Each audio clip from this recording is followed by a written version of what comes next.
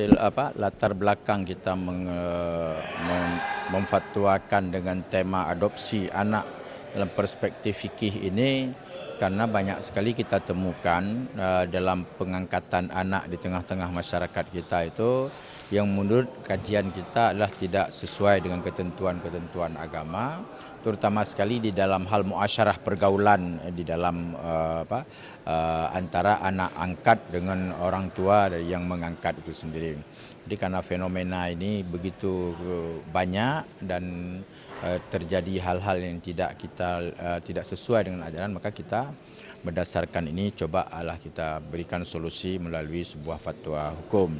Alhamdulillah dari 3 hari kita melakukan kajian. Sesudah dari awal itu kita mengundang para ahli untuk itu. Dalam konteks hukum perspektif kita mengundangkan dinas sosial dan juga kita undang mahkamah syariah untuk memberikan pemahaman-pemahaman tentang hukum, bagaimana ketentuan-ketentuan dalam hal yang diatur oleh negara dalam konteks memungut anak angkat.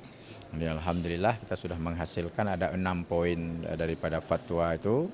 Poin yang 5 sifatnya fatwa, yang ke-6 itu sifatnya tausiah. Jadi ini kita sangat bersyukur kepada Allah bahwa dari 3 hari ini kita menghasilkan sidang beberapa poin fatwa dan kita harap ini menjadi pegangan kepada masyarakat kita dan pihak-pihak terkait dalam hal melihat bagaimana proses pengangkatan seorang anak yang terkait dengan hukum Islam. Publisnya belum ya Bu? Poin yang ke-6 yaitu yang sifatnya tausiah. Ini bentuk-bentuk semacam rekomendasi, misalnya diharapkan kepada mahkamah syariah untuk memutuskan hukum anak angkat dengan memperhatikan ketentuan syariat Islam dan undang-undang lain yang tidak bertentangan dengannya. Karena ketentuan akhir dalam sah tidaknya seseorang mengangkat anak ada di mahkamah syariah.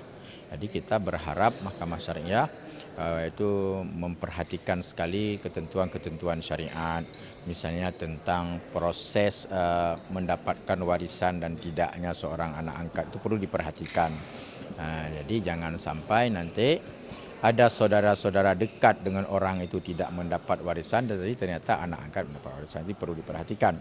Yang kedua, kepada masyarakat yang hendak mengadopsi anak angkat itu untuk memperdomani hasil fatwa kita. Melihat karena ada kriteria-kriteria bagi orang itu bisa yaitu mengangkat seorang anak. Diharapkan kepada orang tua angkat untuk tetap menjalin hubungan kekeluargaan anak angkat dengan keluarga asalnya.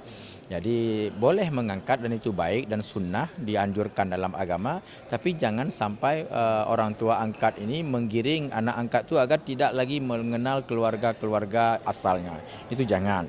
Diharapkan kepada anak angkat untuk menerima seluruh ketentuan agama dalam kehidupannya. Misalnya ketentuan agama, dia tidak berhak mendapatkan warisan, orang tua angkat tidak menjadi wali nikah, itu harus dia terima. Jadi jangan nanti dia merasa putus asa ataupun dia merasa ada sesuatu yang kurang dari dia akibat dia itu anak angkat.